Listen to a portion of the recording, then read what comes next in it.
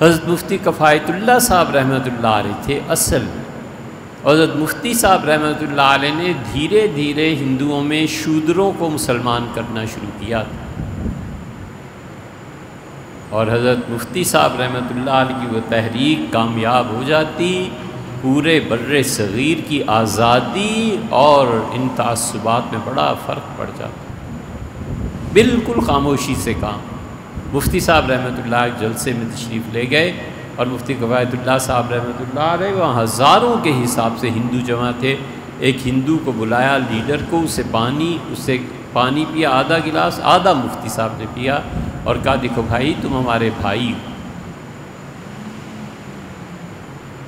اس لیے یہ دو قومی نظریہ ہے نا، جس کے نتیجے میں بنگال اور مغربی پاکستان اور مشرقی پاکستان، اس دو قومی نظریے کے خلاف جو علماء تھے وہ کہتے تھے دو قومی نظریہ نہیں ہے، بلکہ عالمگیر سطح پر کافروں کے ساتھ ہمارا حسن سلوک رہنا چاہیے اور ان تعصبات کو ختم کرنا چاہیے۔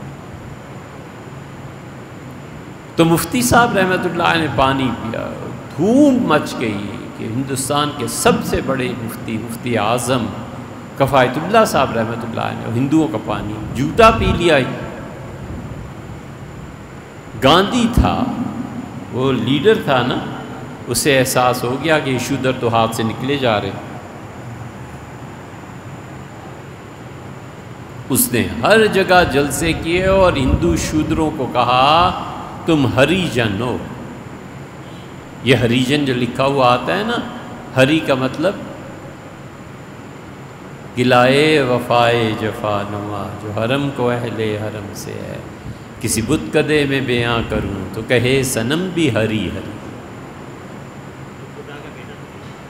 ہری خدا، جن خدا نے جنم دیا، خدا کی اولاد، ہریجن اس لیے۔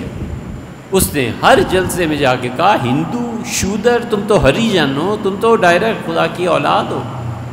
اس پہ وہ پھر گئے، وگرنہ مفتی صاحب رحمۃ اللہ کے ہاں تو انہیں جو ثواب اور یہ چیزیں